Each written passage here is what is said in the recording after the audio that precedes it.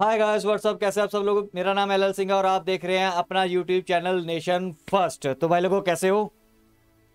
तो जो आपने मैंने दो वीडियो दिखाई थी पिछली, जो जिसमें आपने बहुत सारा आप मेरे को कमेंट्स भी लिखे। ठीक है, जिसका जो जो विचार है वो आपने लिख दिया।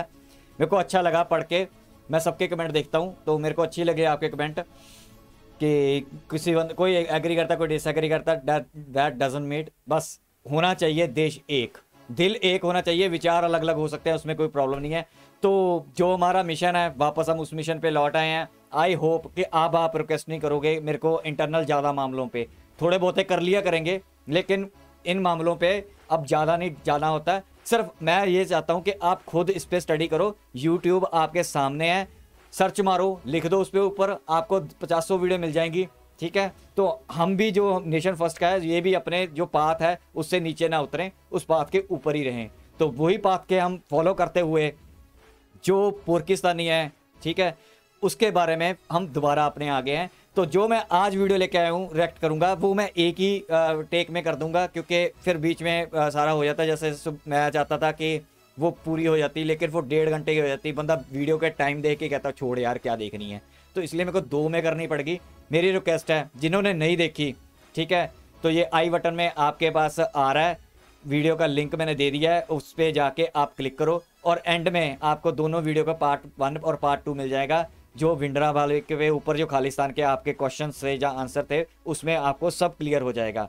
तो मेरे को आस है कि वो वीडियो आप ज़्यादा से ज़्यादा वायरल करोगे, आगे से आगे पहुंचाओगे, अपने ट्विटर उस पर करोगे ताकि लोगों को उसका बारे में पता चल सके। जज आपने करना यार, जज आप हो, मैं नहीं आपको कोई कहने वाला कि आप ऐसे करो या ऐसा सोचो। जो आपने सोचना है वो आपकी समझ है। चलिए वापस पाकिस्तान पे आते हैं। तो ये मैं वीडियो लेके आया हूँ मेजर गौरव आर्य सर, जो हमारे लवेबल मेजर है। ठीक है, तो इनका है चनक्या फॉर्म डायलॉग्स हिंदी। तो इन्होंने वीडियो एक अपलोड की है जिसका टाइटल रखा हुआ है पूरे पाकिस्तान को भीख मुबारक, एपिसोड 75 CFTV। मेजर गौरव आर्य सर, सल्यूट है सबको। ठीक है, तो इन्होंने वीडियो डाली है। तो पाकिस्तान में भीख उनको मिल गई है, जैसे 2 बिलियन डॉलर चाइना ने दे दिया। अब उनका क्या निकाला है, क्या गुर्दा निकाला है, क्या कलेजी रखाई है उन्होंने गिरवी, वो तो मेजर गौरवारे सब बताएंगे। और भी इसमें बताएंगे कि है कि क्या चल रहा है पाकिस्तान में, क्योंकि हमें दुश्मन पे निगाह रखनी है, पाकिस्तान पे भी। क्योंकि हमारा एम क्या है, याद है तुम लोगों को, आप लोगों को याद है सब सोल्जर्स। मैं बता देता हूँ, दोबारा रिपीट कर देता हूँ। 2030 तक हमको POK वापस चाहिए, ठीक है, और 2040 से पहले हमें क्लैप्स करना है पाकिस्तान को।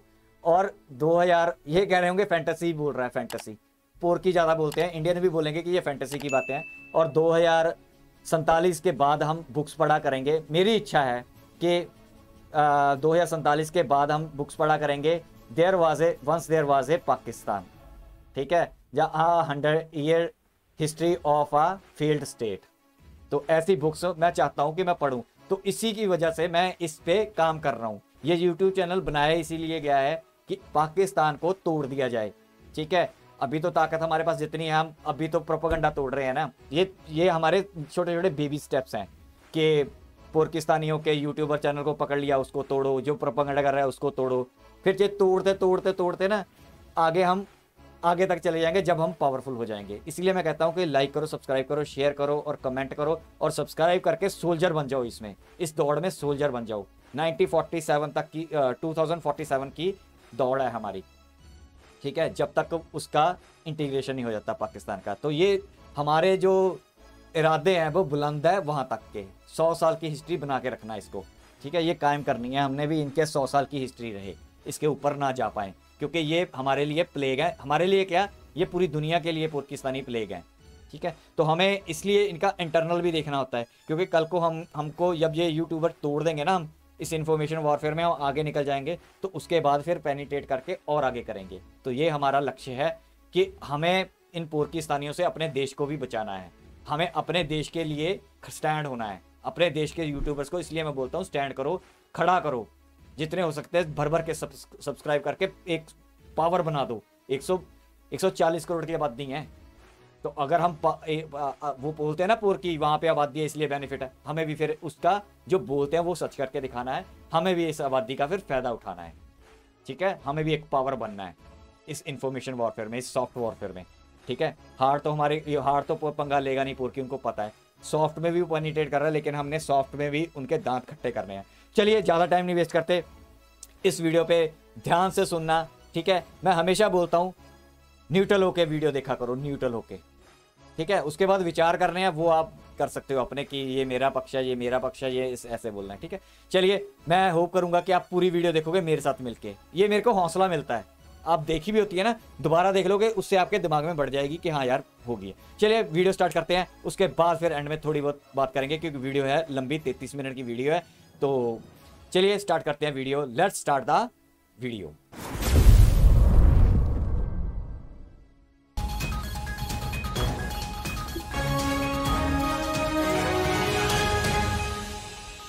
इंडिया के एक्सटर्नल अफेयर्स ऑफिस ने, मिनिस्ट्री ऑफ एक्सटर्नल अफेयर्स ने इतना ज़बरदस्त प्रेशर डाला है ग्लोबली कि पाकिस्तान FATF की ग्रे लिस्ट में बहुत टाइम तक जो हैं भाई वो गुर्दा कलीजे रखवा लेते हैं जब कर्ज देते हैं।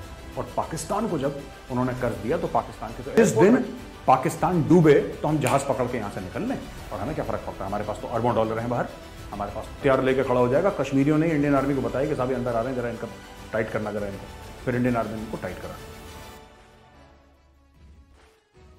जय हिंद दोस्तों, मैं हूं मेजर गौरव आर्य और आप देख रहे हैं द चाणक्य डायलॉग्स हिंदी। हमारे चैनल को सब्सक्राइब करिए, इस वीडियो को लाइक करिए और बेल आइकन दबाना बिल्कुल मत भूलिएगा। जय हिंद दोस्तों, मैं हाजिर हुआ हूं वापस एक नया एपिसोड लेके। पाकिस्तान में काफी उथल पुथल हो रही है। साजिद मीर नाम का एक आदमी, उसको पाकिस्तान ने लंबी सजा दे दी टेररिज्म के, और टेररिज्म जो रिलेटेड जो फंड्स हैं, मनी लॉन्ड्रिंग है, टेररिस्ट एक्टिविटीज हैं, उसके चलते साजिद मीर को तकरीबन 15 साल की सजा दे दी है। ये वही आदमी है जिसके बारे में पाकिस्तान भारत को बोल रहा था कि मर चुका है। ये 2-3 बार इसने प्रॉपरली भारत को ये बोला है कि साहब ये तो मर चुका है, साजिद मीर खत्म हो गया, आप किसके पीछे पड़े हुए हैं। खैर, साजिद मीर अपनी कब्र से निकला, दोबारा जिंदा हुआ और उसको पाकिस्तान ने जेल भेज दिया। क्यों? इसलिए कि Pakistan FATF, financial action task force, 2-2.5 साल से जिससे पाकिस्तान उसकी ग्रे लिस्ट में है, उसने इतना ज्यादा दबाव डाला है। और खास तौर से चाहे FATF वाले कुछ भी बोलें, इंडिया के एक्सटर्नल अफेयर्स ऑफिस ने, मिनिस्ट्री ऑफ एक्सटर्नल अफेयर्स ने इतना जबरदस्त प्रेशर डाला है ग्लोबली कि पाकिस्तान FATF की ग्रे लिस्ट में बहुत टाइम तक रहा। पाकिस्तान ने क्या करा? 26/11 करवाया।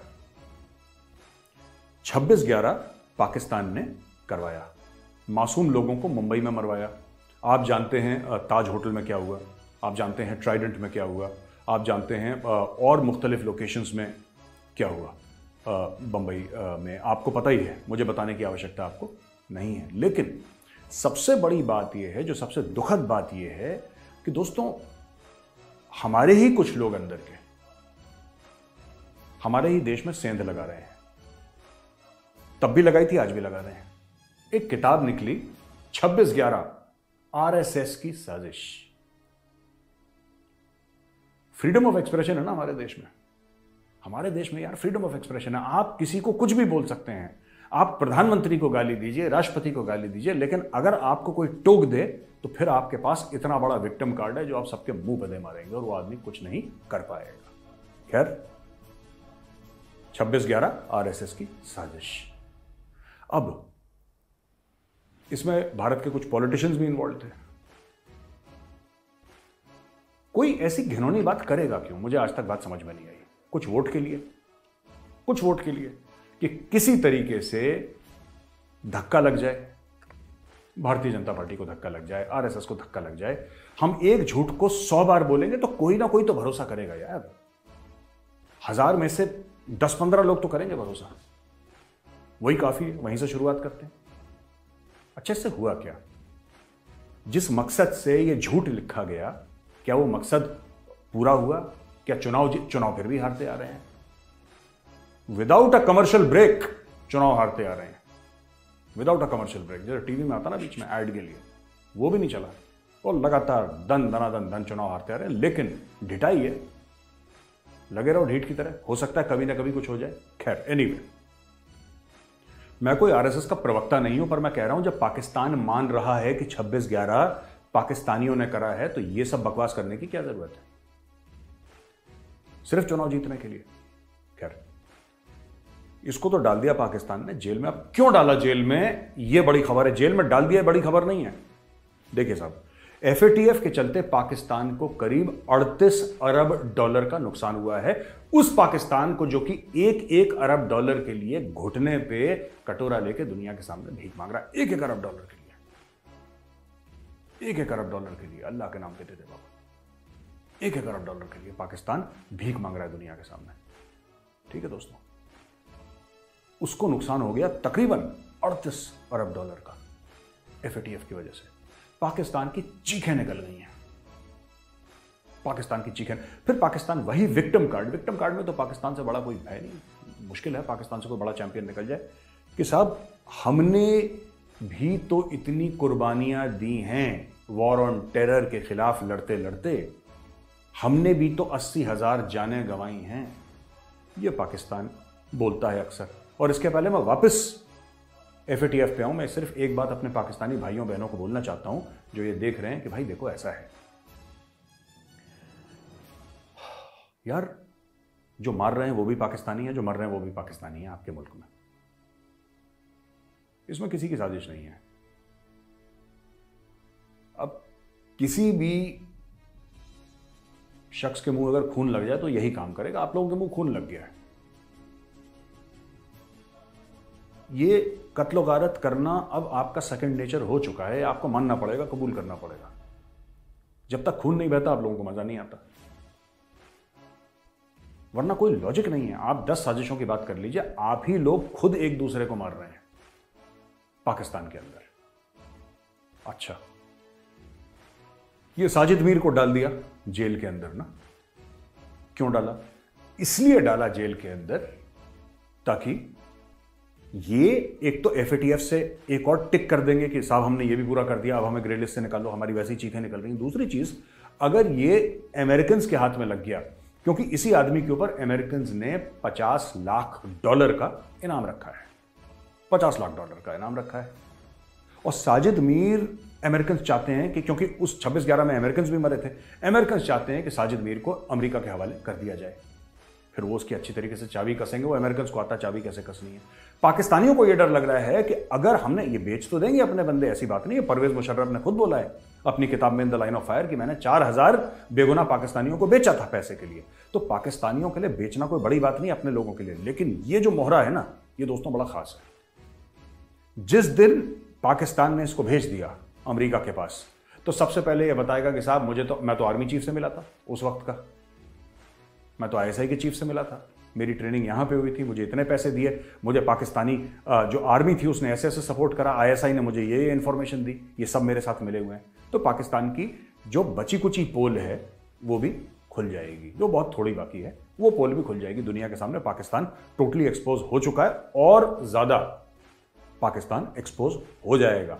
तो इसलिए साजिद मीर को उन्होंने डाल दिया जेल में। जेल में साजिद मीर को डाला है 15 साल। अब 15 साल के बाद किसने देखा है? किसने देखा है 15 साल के बाद? और उसको कौन सा वो एक्चुअल जेल में डालेंगे? एक घर को कन्वर्ट कर देंगे, लग्जूरियस क्वार्टर्स उसको जेल के अंदर ही दे देंगे।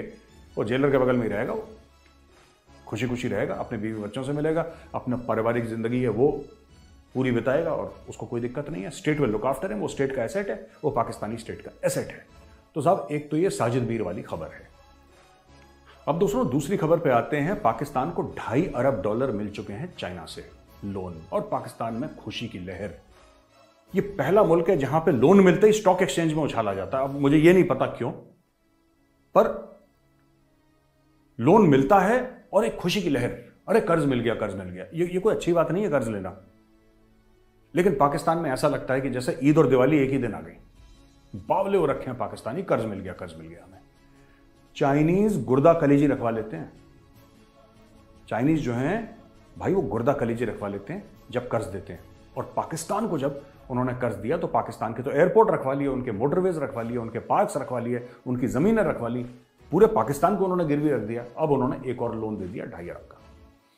इस $2.5 अरब से क्या होगा? 2-3 चीजें होंगी। एक तो ये पूरा पैसा होगा चोरी, ठीक है, कुछ खर्चे में जाएगा, कुछ चोरी होगा, और मैंने ट्वीट भी करा था, पाकिस्तानी बड़ी गालियां दे रहे हैं मुझे फोन कॉल करके, यार मेजर साहब ये कोई बात होती है, झूठे हो आप, ये हो मकार हो। मैंने बोला यार सुनो, जो भी बात है, fact of the matter is, ये मेरा ट्वीट देखिए जो मैंने लिखा है, कि जब भी पाकिस्तान को लोन मिलता है तो दुबई और लंदन में जो प्रॉपर्टी है ना उनके दाम बढ़ जाते हैं, क्योंकि भाई लोग यहां से चुरा के वहीं पे इन्वेस्ट करते हैं। ये पाकिस्तान से पैसे चुराते हैं और दुबई और लंदन में पैसे डालते हैं, बड़े बड़े फ्लैट्स, बड़ी बड़ी प्रॉपर्टी, शॉपिंग मॉल खरीदते हैं पाकिस्तानी। तो ये जो चाहे एड का पैसा है, चाहे लोन का है या ग्रांट का है, किसी भी सूरत में पाकिस्तान में पैसा आता है, वो लाजमी है कि चोरी होना ही होना है, तो चोरी होकर चला जाएगा बाहर। एक तो ये बात है बहुत बड़ी। दूसरी चीज, पाकिस्तान के पास कोई प्लान नहीं है। अभी खुशी मना रहे हैं, इससे 1 महीने का काम पाकिस्तान का चल जाएगा, 1.5 महीने का काम, ये फिर भीख मांगेंगे। देखिएगा, मैं आपको बता रहा हूं, इससे कोई फर्क नहीं पड़ने वाला पाकिस्तान की इकोनॉमिक हालत पे, ये फिर भीख मांगेंगे, क्योंकि इसके अलावा इनके पास कोई चारा है ही नहीं। ये ऐसी चुंगल में फंस चुके हैं, ये कितना भी गाना गाएं कि हम ये न्यूक्लियर पावर हैं, हम सुपर पावर हैं, अकेले इस्लामी मुल्क हैं जिसके पास ये है, फलाना है, ढिमका है। Fact of the matter is, ये आप ये देखिएगा, फिर ये जून का महीना है, ठीक है, चाइना ने लोन इनको 2-3 दिन पहले दे दिया। अब आप देखिएगा, ये 3 दिन के बाद फिर आपको खबर आएगी, पाकिस्तानी न्यूज आप फोकस करिएगा पाकिस्तानी न्यूज में, 3 दिन के बाद ये फिर बोलेंगे या तो IMF से पैसा मांग रहे होंगे, या सऊदी से मांग रहे होंगे, या UAE से मांग रहे होंगे, या दोबारा चीन से मांग रहे होंगे। किसी ना किसी से इनका पैसे मांगने का जो प्रोसेस है ये शुरू रहेगा। पाकिस्तान का जो वजीर आजम है, कोई भी हो, वो इमरान खान हो, वो शहबाज शरीफ हो, नवाज शरीफ हो, जरदारी, कोई भी आ जाए या आ चुका हो पहले से, उसका एक ही क्वालिफिकेशन होना चाहिए, वो मांगता कितनी जोश से है, कितने जज्बे से मांगता है वो, है ना। और इसमें शर्म लिहाज नहीं होता दोस्तों। पाकिस्तान की एक, जिन्होंने MBA पढ़ा है, आपने वो मैस्लोज हायरार्की ऑफ नीड्स, वो ट्रायंगल सा बनता है, एक MBA में पढ़ाते हैं ना, आपको याद होगा, बड़े इनिशियल स्टेजेस में पढ़ाते हैं MBA में, मैस्लोज, उसमें टॉप पे होता है self actualization. Pakistan is reached self actualization. Pakistan को यह लगता है कि इज्जत जो है वो आने जाने वाली चीज है, इसमें ज्यादा इमोशनल होने की जरूरत नहीं। अगर हमारी बेइज्जती हो गई तो क्या हुआ? अगर हमारे प्रधानमंत्री की पैंट खोल दी अमेरिका के एयरपोर्ट पे, तो क्या हुआ? How does it matter? अगर पाकिस्तान के पूर्व प्रधानमंत्री की सबके सामने भरे एयरपोर्ट के अंदर, जहां पर खचाखच भीड़ है, वहां पे पाकिस्तानी प्राइम मिनिस्टर की पैंट खोल दी, तो क्या हुआ यार? इज्जत तो आने जाने वाली चीज है, आज नहीं तो कल थोड़ी बहुत मिली जाएगी, तब देख लेंगे। तो बात यह है कि ये फिर से मांगना शुरू करेंगे सऊदी अरब से। एक्सपोर्ट बढ़ाने का कोई प्लान है नहीं। टैक्स इन्होंने बोला कि 10% हम टैक्स जो बड़ी बड़ी कंपनियां उन पे लागू कर देंगे, but there is no plan. ये सब नी जर्क रिएक्शंस हैं, क्योंकि इनको प्लानिंग आती नहीं। और ऐसी बात नहीं कि इमरान खान को आती थी, इमरान खान को भी नहीं आती है, ये शहबाज शरीफ है, इसको भी नहीं आती, किसी को नहीं है। लूटना है, मैं कई बार बोल चुका हूं। कल मुझसे कोई पूछ रहा था तो मैंने बताया भी था शो पे कि पाकिस्तान के इतने बुरे हाल क्यों हैं। आप देखिएगा पाकिस्तान में जो टॉप लोग हैं ना, जो अशराफिया है पाकिस्तान का, जो क्रीम है, उनके चाहे जनरल्स हैं, चाहे उनके ब्यूरोक्रेट्स हैं, उनके बड़े बड़े बिजनेसमैन हैं, पुलिस के ऑफिशियल्स हैं, जो कि स्टेट की टॉप की मशीनरी चलाते हैं, जो पाकिस्तान को चलाते हैं, उनमें से ज्यादातर के पास या तो अमेरिका का ग्रीन कार्ड है या डुअल सिटीजनशिप है, या तो अमेरिका के या किसी वेस्टर्न कंट्री के, किसी भी वेस्टर्न कंट्री के ये सिटीजन्स भी हैं, क्योंकि पाकिस्तानी कानून जो है वो डुअल नेशनैलिटी अलाउ करता है। और ऐसा क्यों है? एक बार आप ये समझ गए ना कि इनके पास डुअल नेशनैलिटी क्यों है, ये दो मुल्क के शहरी कैसे हो सकते हैं, ये 2 मुल्क के कैसे हो सकते हैं, तब आपको पाकिस्तानियों का माइंडसेट समझ में आएगा। बात यह है कि अपने वतन से, अपने मुल्क से मोहब्बत नहीं है इनको। और मोहब्बत तो छोड़िए, वो एक अलग बात है, अलग बात है। इनको अपने देश पे भरोसा भी नहीं है। मैं आपको सही बात बता रहा हूं, ये जितनी भी लंबी लंबी हांकें टीवी पे, जितनी भी लंबी लंबी बातें सोशल मीडिया पर करें, हम ये फलाने, हम ये ढिमके, ये जितना भी बोलें, सच्ची बात अगर इनके दिलों में झांक के देखो, पाकिस्तानियों को अपने मुल्क की सच्चाई पता है। इनको लगता है आज डूबा, कल डूबा, परसों डूबा। तो जिसकी सकत है, जिसके पास ताकत है, जिसके पास पैसा है, वो दुबई में घर रखेगा, वो लंदन में घर रखेगा, वो न्यूयॉर्क, वॉशिंगटन में, शिकागो में घर रखेगा, वो सिडनी में, या फिर न्यूजीलैंड में, या कोई और मुल्क में, कोई और शहर में एक अपना घर रखेगा, और बाहर अपना पैसा जरूर रखेगा। क्योंकि जिस दिन उनको ऐसा लगता है, मैं नहीं बोल रहा है, उनका माइंडसेट बता रहा हूं, जिस दिन पाकिस्तान डूबे तो हम जहाज पकड़ के यहां से निकल लें, और हमें क्या फर्क पड़ता है, हमारे पास तो अरबों डॉलर हैं बाहर, हमारे पास तो महल बने हुए हैं लंदन में, हमें क्या वापस थोड़ा आएंगे मुड़ के देख के। जिन्ना के साथ भी यही प्रॉब्लम थी। मोहम्मद अली जिन्ना जिसने पाकिस्तान बनाया, उसके साथ भी यही प्रॉब्लम थी। उसका जो बॉम्बे में घर था, जिन्ना हाउस, जब उसको अटैच करने की बात हुई तो उसकी चीखें निकल गई। उसने इंडिया चिट्ठी लिख दी कि भाई मैं तो वापस आने के चक्कर में हूं, तुम लोग क्यों मेरा घर ले रहे हो।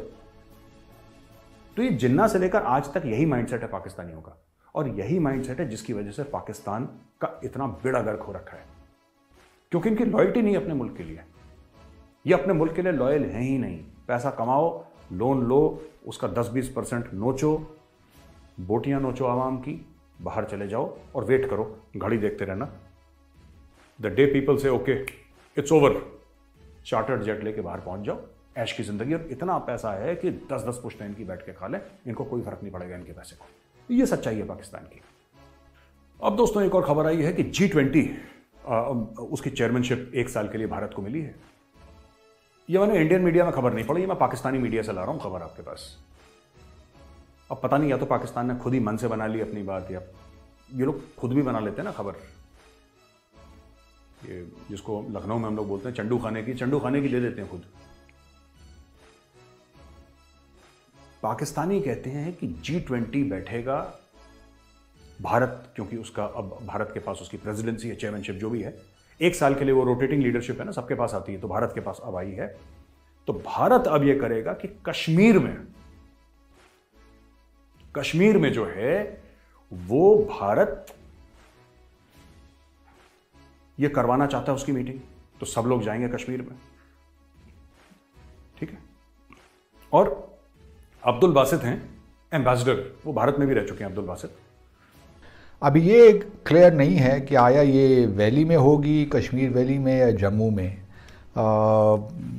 इम्कान तो यही है कि शायद ये जम्मू में हो, लेकिन अगर वैली में भी होगी तो ऑब्वियसली जिस एक दिन ये समिट होगी या 2 दिन, उस वक्त आप समझ सकते हैं कि मकबूजा जम्मू और कश्मीर में किस तरह का कर्फ्यू होगा और किसी को भी घर से बाहर निकलने की इजाज़त नहीं होगी। उनका ये कहना है कि साहब भारत आएगा तो फिर कश्मीरियों को दरवाजे के अंदर बंद कर दिया जाएगा और उनके ऊपर फिर ये पाकिस्तान कभी ये नहीं देखता कि हमारी खुद की जेब फटी है, शाम को रोटी मिलेगी नहीं मिलेगी इसके बारे में कोई क्लैरिटी नहीं है, लेकिन कश्मीर के लिए दिल धड़कता है पूरा। ये बात मैं अप्रिशिएट करता हूँ पाकिस्तानियों, तुम्हारी ये बात अप्रिशिएट करता हूँ।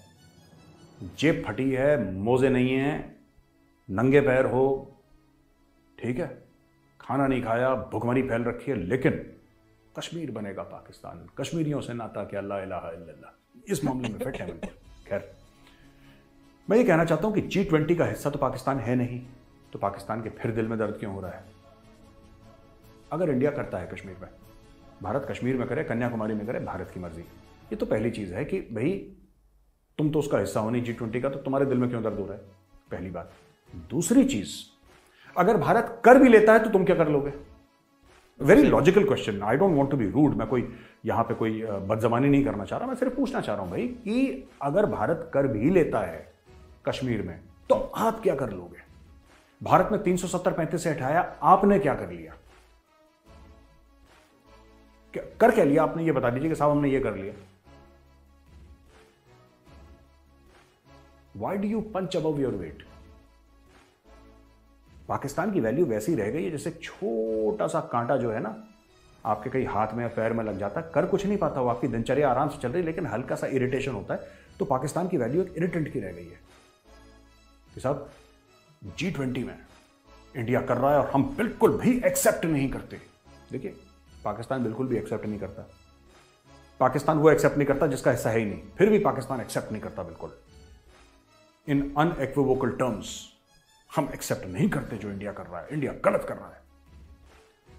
अच्छा, गलत कर रहे हैं, फिर चलो हम गलत कर रहे हैं, फिर क्या कर लोगे। करना धरना है नहीं कुछ, टीवी के सामने यूट्यूब चैनल्स पर बकवास करनी है कि इंडिया ये कर रहा है, ठीक है, इंडिया को जहां मर्जी होगी इंडिया करेगा।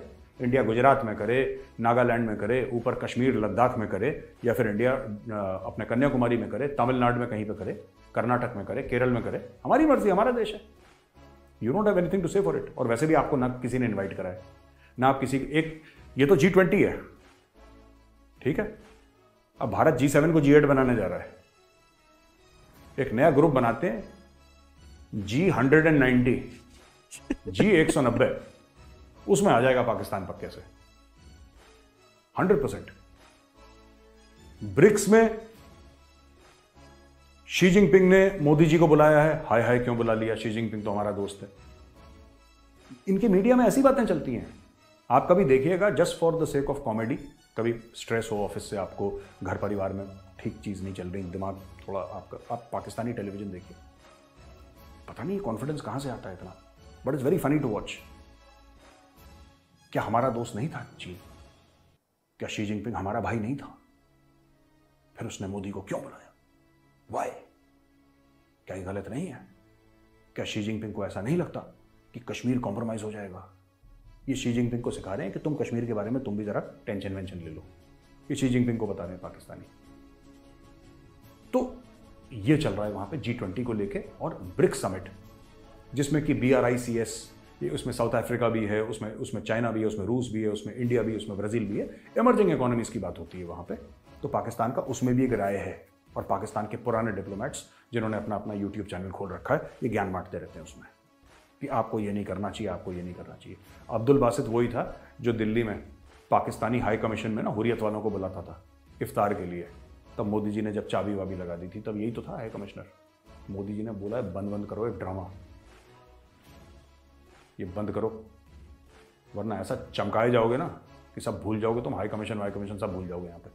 तो उसके बाद से बंद हो गया, वो दिन है और आज का दिन है, तब के बाद ये ड्रामा नहीं हुआ वहाँ पे। अभी आपस में ही खाना वाना खा लेते हैं, पहले बड़ा हुर्रियत वालों को इनवाइट करेंगे, इसको इनवाइट करेंगे, अब हुर्रियत वाले चले गए जेल में, कुछ मरमुरा गए, कुछ जेल के अंदर हैं, हुर्रियत हो गया खत्म, और पाकिस्तान की स्टोरी भी खत्म हो गई साथ में। आखिरी में दोस्तों, जो हमारे NSA हैं अजीत डोभाल साहब, उनका एक स्टेटमेंट आया, और स्टेटमेंट करीब एक हफ्ते पुराना है, करीब 4-5 दिन पुराना है, और पाकिस्तान में बड़ी हलचल हो गई।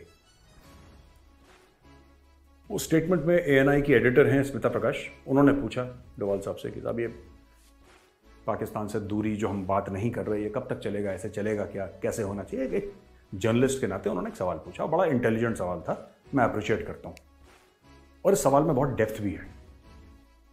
You've been with Mr. Modi since he took office in 2014. There's been a doctrinal shift in India's relations with Pakistan since he's become Prime Minister, since you've been the NSA. You've seen several regimes change in Pakistan. Do you think, from a security perspective, is it possible for this kind of, I will not talk to you, you have to stop terror, till then I will not talk to you? And can nations prosper with that attitude going forward? I'll tell you one thing. We cannot have peace and war at the choice of our adversary. If we have to protect our interests, we will decide when and with whom and on what terms we will have peace. When our core interests are involved, there is no question of peace at any cost. There has got to be a peace. We want very good relations with our neighbors, Pakistan included. We would like to have good relations with them. We would like to have very normal relations with them. But certainly the tolerance threshold for terrorism is very low. We certainly would not like to make our citizens as sitting ducks for the terrorists who come and this thing. Thank God, and I think I must this thing to the God. In last 8 years, this country has not seen any terrorist this thing except Jammu and Kashmir, which has been this thing of a proxy war. So it's a different type of a proxy war. Just before that, say between 2005 to 2014, we had Bombay, we had Pune, we had Kanpur, we have got Delhi, we have got this whole range of this Bangalore, Ahmedabad. Doval साहब ने जो जवाब दिया वो और बेहतर था। उन्होंने बोला कि यार देखो, पाकिस्तान जो है ना, अब पाकिस्तान डिक्टेट नहीं करेगा कि कब जंग होगी और कब अमन होगा। और जो लोग भारत में एक पीस वाली लॉबी है, अमन की आशा वाली लॉबी है, जो कहती है पीस एट एनी कॉस्ट, कुछ हो जाए, तुम 26/11 कर दो यार, हमें तो शांति चाहिए, तुम अक्षरधाम टेम्पल पे टेररिज्म कर दो यार, हमें तो शांति चाहिए यार, अमन चाहिए यार, तुम हमारे पार्लियामेंट पे हमला कर दो यार, हमें तो शांति चाहिए यार। NSA साहब ने सिर्फ एक बात बोली, उन्होंने ये बोला डोभाल साहब ने कि बेटा पीस एट एनी कॉस्ट ये नहीं चलेगा, ये कि किसी भी कीमत पे शांति, किसी भी कीमत पे नहीं, और भारत यह तय करेगा कि कब जंग होगी और भारत तय करेगा कि कब शांति होगी। फिर पाकिस्तानियों को आगे लग गई कि ऐसा कैसे बोल दिया, पर ये बात सच है। मैं आपको एक छोटा सा एग्जाम्पल देता हूं। यहां पे एक किताब है जिसको मैंने पहले भी कोट करा था एक शो में, रेडर्स इन कश्मीर। रेडर्स इन कश्मीर एक किताब है जो कि जनरल अकबर खान ने लिखी है, और जनरल अकबर खान वो शख्स था जिसने पूरा 1947-48 में जो कबायली आए थे और पाकिस्तानी आर्मी के अफसर और जवान आए थे सादी ड्रेस में, सलवार कमीज पहन के और हाथ में बंदूकें लेके, जो कश्मीर के ऊपर उन्होंने चढ़ाई करी थी पहली बार, उसके बारे में जो पूरा मामला है इस किताब में लिखा हुआ है। और वो पाकिस्तानी जनरल खुद कहता है, वो स्वीकार रहा है, वो कबूल कर रहा है कि हां साहब हमने अटैक करा है, मैं लिख के दे रहा हूं। उसकी किताब है, आप पढ़िए। दोस्तों, जहां तक हम 1965 की बात करते हैं, 1965 में जनरल आयूब खान था, उसने लॉन्च कराया ऑपरेशन जिब्राल्टर। ठीक है, ऑपरेशन जिब्राल्टर जो लॉन्च करवाया उसने, आप उसकी किताब पढ़िए, friends not masters, and then you see ये ऑपरेशन जिब्राल्टर की जो पूरी कहानी है ना, आप जरा इसके बारे में पढ़िए। ये पाकिस्तान का हर समय एक प्लान रहता है कि हम कश्मीर के ऊपर जब हमला करेंगे तो आम कश्मीरी मुसलमान वो भारत के खिलाफ हथियार उठा लेगा। ये पाकिस्तान की प्लानिंग रहती है हर समय। पाकिस्तान ने 1947-48 में भी यही प्लान बनाया था, फेल हो गया। 1965 में यही प्लान बनाया था, फेल हो गया। 1999 कारगिल में यही प्लान बनाया था, फेल हो गया। किसी दिन आपको मौका लगे तो आप कहानी पढ़िएगा मकबूल शेरवानी की, 1947-48 मकबूल शेरवानी, उसकी कहानी पढ़िएगा कि एक कश्मीरी नौजवान ने किस तरीके से ये जो पाकिस्तानी लश्कर थे, इसने 2 या 3 दिन इनको रोक के रखा। ये मोटरसाइकिल चलाता था, इसके ऊपर कोई बॉलीवुड वाला अगर फिल्म बनाए तो क्या शानदार फिल्म बनेगी। मकबूल शेरवानी की बारामूला के एरिया की बात मैं कर रहा हूं। ये बंदे ने, एक लड़का 22-23 साल का रहा होगा, वो नेशनल कॉन्फ्रेंस का था, अभी तो नेशनल कॉन्फ्रेंस का भट्टा बैठ गया है, लेकिन उस जमाने में national conference was a force, ये नेशनल कॉन्फ्रेंस का वर्कर था। इसने एक मोटरसाइकिल ली, इसने बोला जो कबायली आ रहे थे ना, जो पाकिस्तान की तरफ से हथियार लेके यहाँ पे रेप भी करा उन्होंने, कत्लो गारत भी करी, सब कुछ करा, उनको बोल दिया कि साहब इंडियन आर्मी आ रही है, बिल्कुल तुम यहीं पे रहो, आना मत, वरना इंडियन आर्मी ठोक देगी, बगल में इंडियन आर्मी है, सामने बढ़ रही है तेजी से इंडियन आर्मी। उसने झूठ बोला, इंडियन आर्मी थी नहीं वहां पे कहीं। मकबूल शेरवानी ने पूरे इनको रोक के रखा और तब तक इंडियन आर्मी को वक्त मिल गया आगे तक आने का, जबकि इंडियन आर्मी थी नहीं वहां पे। जब इनको पता लगा कि मकबूल शेरवानी ने इनके साथ झूठ बोला है या इनको गलत इंफॉर्मेशन दी है, फिर बड़ी बेरहमी से मकबूल शेरवानी को मारा। मकबूल शेरवानी की याद में हर साल इंडियन आर्मी वहां पे फंक्शन करती है। बारामूला में 90 डिव का एरिया है, 19 डिव का, तो वहां पे इंडियन आर्मी बहुत हीरो माना जाता है वो वहाँ पे इंडियन आर्मी में, लोकल्स में भी। मकबूल शेरवानी बहुत बड़ा हीरो है। 21, 22, 23 साल की उम्र होगी जब उसने पूरी की पूरी पाकिस्तानी फौज और पाकिस्तानी लश्करों को उसने बिल्कुल खड़का कर रखा था, अकेले बंदे ने मोटरसाइकिल लेके। तो ये 1947-48 की बात है। 1965 में जब ये घुसे पाकिस्तानी ऑपरेशन जिब्राल्टर के तहत कि कश्मीरी मुसलमान हथियार लेके खड़ा हो जाएगा, कश्मीरियों ने इंडियन आर्मी को बताया कि साहब अंदर आ रहे हैं, जरा इनका टाइट करना, जरा इनको। फिर इंडियन आर्मी ने इनको टाइट करा। फिर यूएन ने बोला सीज फायर वीज फायर, अपने पर यहां पे इंडिया तो लाहौर के ऊपर चढ़ गया था। बिल्कुल इंडियन आर्मी लाहौर तक पहुंच गई थी, लाहौर को खड़का दिया था इंडियन आर्मी ने। बोला अच्छा तुम कश्मीर पर अटैक करोगे, हम पंजाब के अंदर घुस रहे हैं, तो इनका गला सूख गया। अच्छा, 1971 में पाकिस्तान ने लॉन्च करा ऑपरेशन चंगेज खान। पाकिस्तानी एयरफोर्स ने 11 हवाई अड्डों पर अटैक करा भारत के। फिर भारत ने पाकिस्तान के ऊपर जवाबी हमला करा, जिसमें फिर बांग्लादेश बन गया, ईस्ट पाकिस्तान बिकेम बांग्लादेश। यह इतिहास है। 1999 in the line of fire, Parvez Musharraf की किताब आप पढ़िए। परवेज मुशर्रफ कहता हाँ मैंने अटैक करा, हाँ मैंने अटैक करा, मुझे लगा अटैक कर दिया मैंने, लिख रहा है वो। लेकिन आज की तारीख में किसी भी पाकिस्तानी से आप पूछिए कि इंडिया के साथ जो जंगें थी उनका क्या हुआ, पहली बात तो ये बोलेगा सारी की सारी हम जीत गए।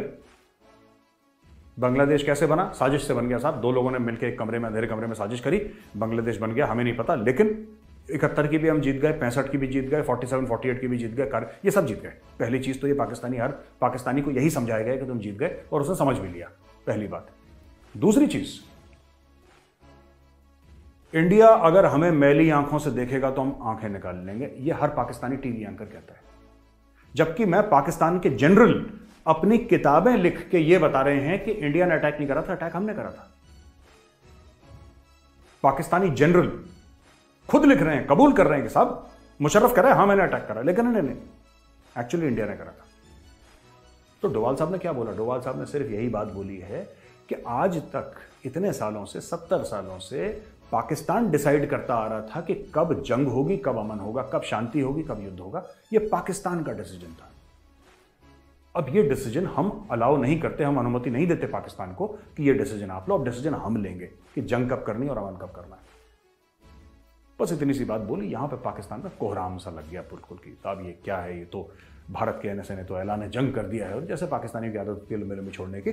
खैर ये बात हुई थी, जो अजीत डोवाल साहब ने जो स्टेटमेंट दिया था वो यही था कि अब भारत डिसाइड करेगा बॉस, लड़ाई होगी तो हम शुरू करेंगे, अमन होगा तो हम शुरू करेंगे। अब तुम्हारे हाथ में पत्ते नहीं है, सारे पत्ते हमारे हाथ में, दैट्स इट। और जहां पे हमारा इंटरेस्ट होगा, जहां पे भारत का इंटरेस्ट होगा, वहां पे पीस एट एनी कॉस्ट या अमन की आशा वाला ड्रामा नहीं चलेगा।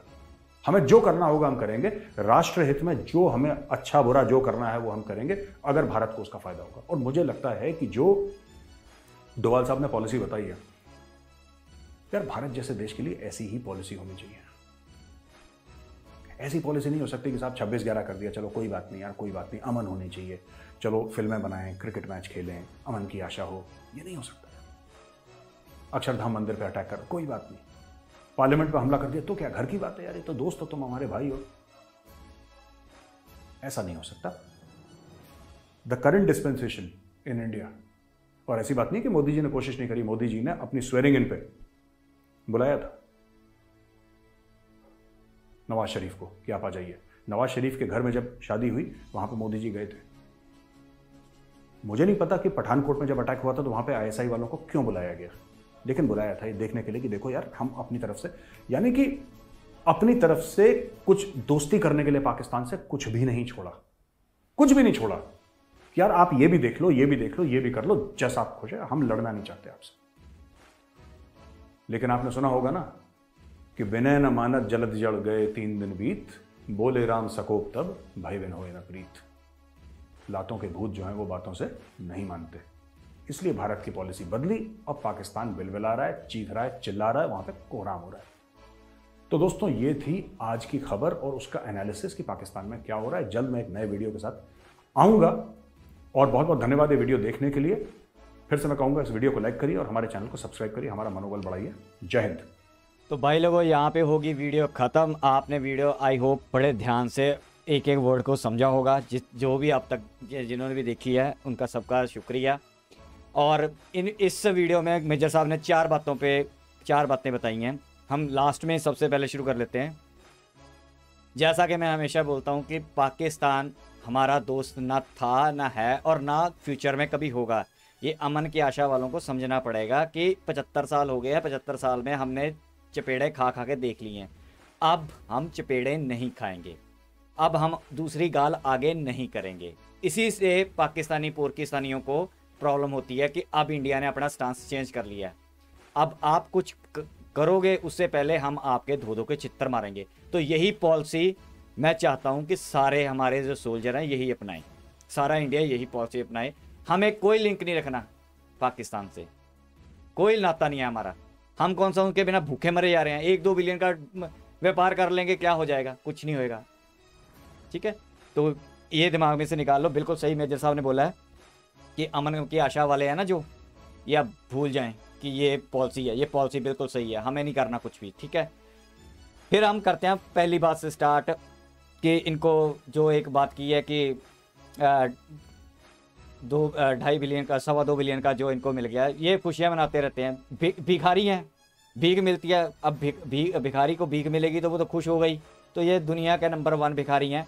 इनका हाल यही रहना है क्योंकि इन्होंने खाना पीना ऐश कर रहे हैं और मज़े कर रहे हैं।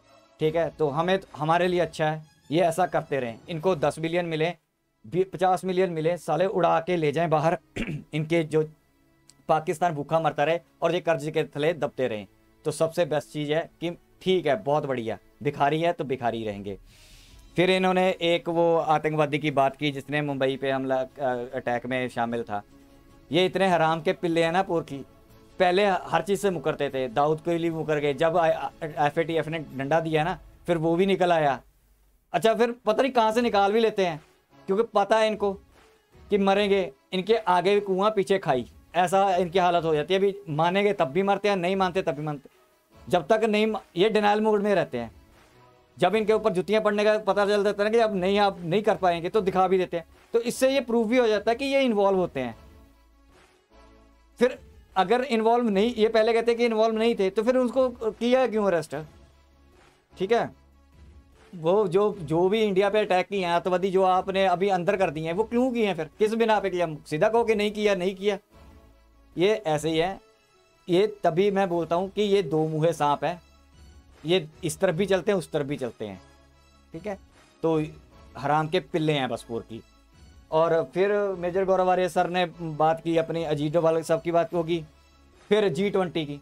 अबे भाई तुम लेना ना देना, तुम ना साले 13 में, ना 3 में, ना 13 में, तुम कहीं पे आते ना जाते हो। तुम्हारा ना G20 में मेंबरशिप है, ना तुम्हारी क्वाड में है, ना तुम्हारी ब्रिक्स में है, ना तुम्हारी I2 U2 में हो।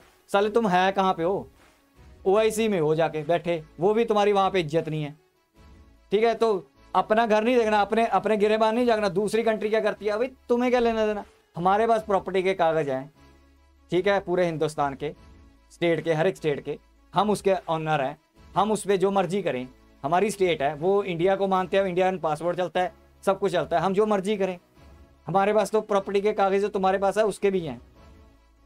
ठीक है, तो जो हमारे पास कागज है, तो तुम कौन सी खेत की मूली होगे? सालाना तुम्हें बुलाए ना चलाए। ब्रिस्क में कह रहे थे मोदी को ऐसा बुला लिया, मोदी ने ऐसा, मोदी को नहीं बुलाना चाहिए। और भाई ब्रिस्क का मेन मेंबर है इंडिया। अब तुम्हारे कहने, तुम्हें जो अच्छा लगेगा ऐसे दुनिया चलेगी। वाह, पता नहीं कौन सी दुनिया में रहते हो सालो तुम पोरकियो। साला चवन्नी की औकात नहीं है तुम्हारी, चवन्नी की कौड़ी की औकात नहीं है तुम्हारी। और तुम चलते हो हर एक के। अपना घर देखो, जो तुम्हारे घर में हो रहा है वो पहले सुधार लो, बाद में पहले वही मुझे सामने सही बोला है। साला फटे पुराने मोजे हैं, जेब में चप्पल नहीं है, फटी हुई जेबें हैं, ठीक है, और बकवासबाजी मारते हैं बैठ के बड़े बड़े अमीर बंदों के साथ। साला तुम लोगों को कोई मुंह नहीं लगाता। तो एक तो ये बात होगी, ठीक है, ब्रिस्क वाली होगी, ये होगी। तो इनका हालत यही है पाकिस्तान की। मेरा दिखाने का मकसद ये था आपको ये वीडियो, कि हमें अपने दुश्मन पे नज़र रखनी होती है। कल को आपको किसी पाकिस्तानी पे कमेंट करना हो, जहाँ आप लाइव पे, हम नेशन फर्स्ट पे बैठते हैं, तो आपको ये चीज़ें पता होनी चाहिए, आप बोल सकते हो। ठीक है, तो नॉलेज होना बहुत ज़रूरी होता है। तो एक उन्होंने वो बताई थी, जब ये 1947 में वो आया था हमारे यहाँ पे, ठीक है, तो यहाँ पे वो पोरकी बोलते रहते हैं कि हमारा साथ नहीं दिया 1960 वॉर में भी, ये कश्मीरियों ने साथ नहीं दिया। तो भाई तुम्हारा साथ क्यों देंगे? भिखारियों को कोई साथ देता है? तुम टेररिस्ट कंट्री हो, ठीक है, तुम दो मुँहे सांप हो, तुम दुनिया के सबसे बड़े झूठे इंसान हो। एक तरफ बंदे को मार देते हैं, दूसरी तरफ जिंदा भी कर लाते हो। ठीक है, तो तुम दुनिया के सबसे बड़े दो मुँहे सांप हो। जिस थाली में खाते हो तुम वही शेद करते हो। तो ये है तुम्हारे रैंक्स। इन रैंकों में सबसे नंबर 1 हो तुम। नंबर 1 ऐसा नहीं है तुम नहीं हो। तो जो मैंने रैंक बताया ना, इनमें सबसे टॉप क्लास तुम्हारी है। ठीक है, इसका मुकाबला इंडिया भी नहीं कर सकता, कोई भी नहीं कर सकता दुनिया का मुल्क। तो यहाँ तक कि मैंने आपको वीडियो दिखानी। आई होप आपको वीडियो अच्छी लगी। ठीक है, मेरा दिखाने का मकसद ये होता है कि हमारा फोकस अगर पाकिस्तान है, ठीक है, तो हमारा फोकस पूरा होना चाहिए कि उसके इंटरनल क्या चल रहा है, उनके एक्सटर्नल क्या चल रहा है, उनके अंदर क्या चल रहा है, उनके यूट्यूबर्स क्या कर रहे हैं, उनके पॉलिटिशियन क्या कर रहे हैं, उनके अंदर जनता क्या कर रही है। ठीक है, तो ये दिखाने का मतलब होता है उसका पूरा ज्ञान हमें रखना पड़ेगा।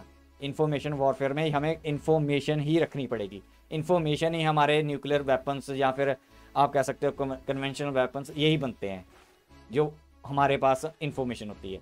ये हमने चलाने हैं। जब जितनी ज़्यादा इन्फॉर्मेशन होगी उतने उनके जवाब नहीं होंगे उनके पास, उतने हम उनको बस्ट कर सकेंगे उनके प्रोपोगंडा को। तो यहाँ तक कि मैंने वीडियो दिखानी। प्लीज़ लाइक करो, सब्सक्राइब करो, शेयर करो, कमेंट करो, और शेयर करके दुनिया को मैसेज पहुंचाओ। दुनिया को नहीं मैं बोलता हूँ, मैं अपने इंडियंस को बोलता हूँ, इंडिया को, सब इंडियन को मैसेज पहुंचाओ कि ये बात चल रही है, ठीक है, ये इन्फॉर्मेशन वॉरफेयर चल रही है। अब मैं कब से बोल रहा हूँ, आगे आने वाले टाइम में और तेज होने वाली है। तो जब भी आप सब्सक्राइब करते हो तो सोल्जर बन जाते हो इस चैनल पे, सोल्जर बन के आप इसका हिस्सा बन जाते हो। कल को आपको भी 5-10 साल बाद ये लगेगा कि मैं भी सोल्जर बना था, मैंने भी हिस्सा डाला था, मैंने भी नेशन फर्स्ट को सपोर्ट किया था। नेशन फर्स्ट मतलब इंडिया। जब भी मैं बोलते हो आप मुंह से बोल के देखो कभी नेशन फर्स्ट की सपोर्ट करते हैं, आपको लगेगा कि नेशन फर्स्ट इंडिया, चैनल नहीं आएगा आपके दिमाग में, नेशन फर्स्ट। तो यही हमारा मोटिव है कि नेशन फर्स्ट को आगे रख के चलो और एकजुट होके रहो, एकजुट, ठीक है। तो यहाँ तक की वीडियो, मिलेंगे नेक्स्ट वीडियो में, तब तक के लिए जय हिंद।